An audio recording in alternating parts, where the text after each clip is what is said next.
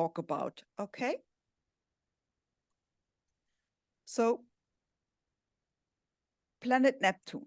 We know this is also an outer planet.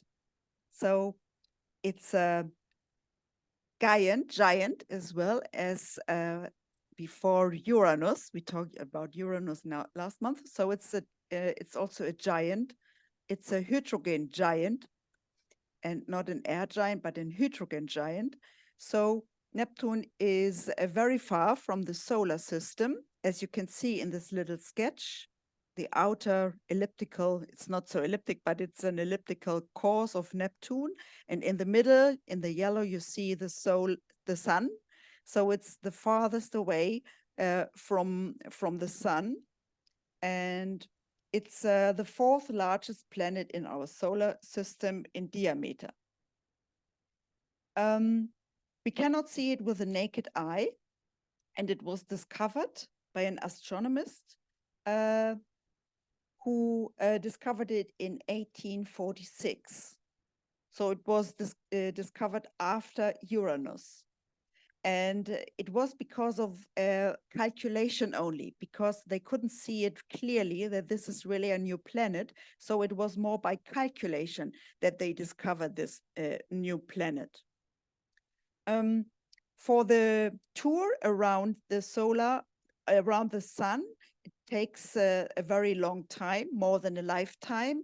And it's around 164 years. So nobody will experience a whole turn in their own zodiac circle because it's very slow moving planet. And yeah, and with Uranus together, perhaps this is also interesting, or for some of you, it's called ice giant because it was investigated, and there were more rock and ice, which were the ingredients of these two planets. So that's why it's called, with Uranus together, the two ice giants. This is a little bit about the astronomical specification. Now we come to the mythology. I wrote a lot. You can also read, but it's the Greek mythology, where we have, of course, Poseidon, which is synonymous with the Latin Neptune, and this god ruled the oceans. So he was together with Jupiter and the god of the sky, and Hades, the god of the underworld, which is, of course, in our astrological language, Pluto. They were together and they divided the universe between them. And before, they need to get something to do with the power of Kronos, which is Saturn. So you know that Uranus sterilized Saturn and killed him, so to say, the father of them all. So they can divide the world between them. So the sky between them. So this was a little bit cruel, but that is the mythology. So Neptune was in the underwater palace. He was in the water, and he was there with a wife. He also has a wife in mythology, which was Amphitrite. And you can see a picture here where he typically wears always this trident, which is, of course, also our symbol in astrology and also in the astronomy contents. This is the trident, which he was always wearing in the hands, which is very symbolic for him. So in the mythology, it was like that. He was with his brother Zeus. He had, like Zeus, a lot of affairs, and also was powerful. So he was also using force for getting women under his power, and for having women who refused to be with him. So it was a little bit a characteristic which we already saw in Zeus, in Jupiter. so to say. But he was a little bit different than the pure power and overwhelming. He was using more his highly emotional and sensual feelings for getting women under his spell. So this is what we know from Neptune now, which when we interpret Neptune, it's a little bit more this sensual attitude, which we say Neptune has also in the mythology. Okay, Neptune or Poseidon can also be very compassionate by helping others.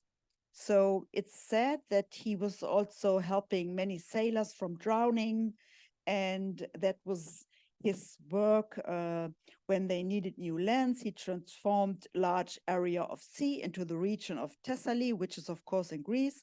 So he was also the helper, so which we know from Neptune in our astrological contents. It's the compassionate person or the compassionate energy, which wants to help even unconditionally without having his own interests in mind. So this is what you can read about Neptune's mythology. There is, of course, much more detail, but I want to keep it easy and direct. Okay, now the symbolic, as I already said, it's this trident. And we have the symbol not only in astronomy, but also in astrology.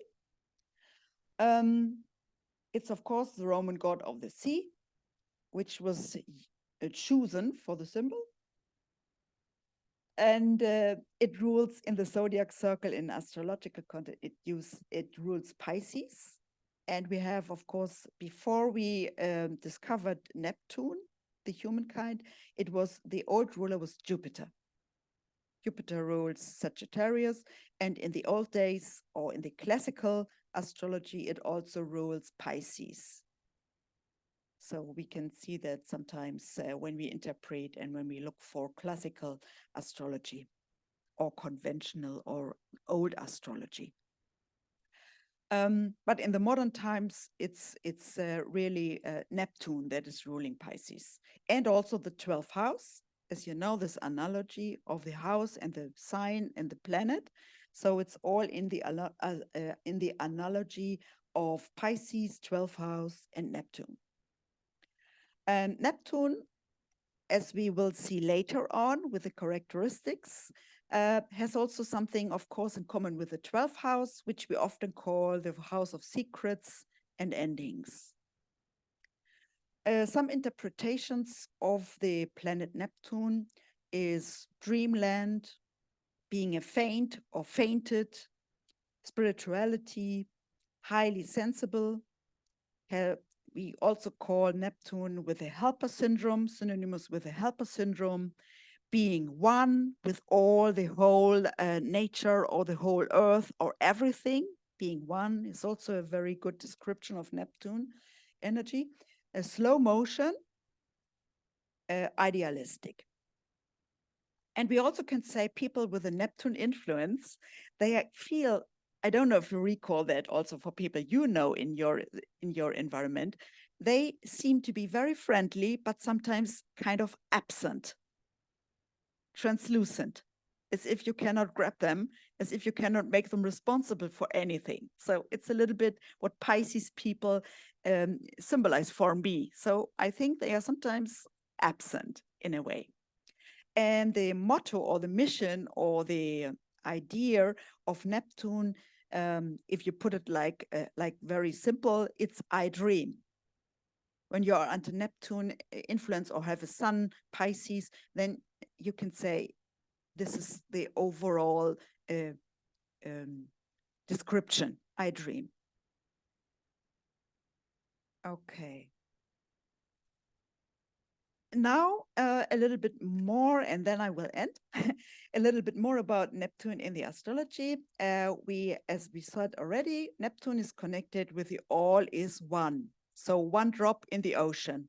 You feel not so important. You feel really filling the whole space and being not so in the focus of anything, because you are almost hidden in the whole sea, in the big ocean. This is what can be also felt as unconditional love.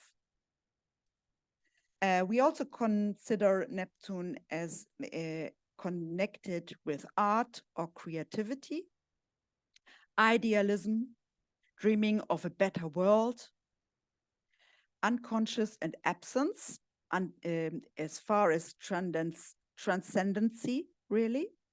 And in that, we can also talk about narcotic and trance status, where we have the tendency to obsessions with drugs. As I said, slow motion, people with Neptunian energy, they sometimes feel to move slowlier than others. And also mentally, the speech is going a little bit less quick and less fast. So they are more slow motion also when they talk. And perhaps also when they think, but you don't know that. But when they talk, it feels that they express a little bit slowlier than others.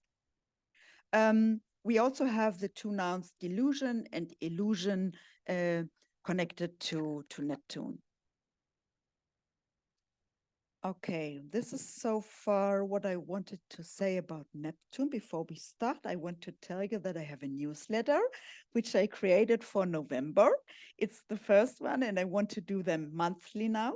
They are connected with a blog where I do astrological energy updates for each month.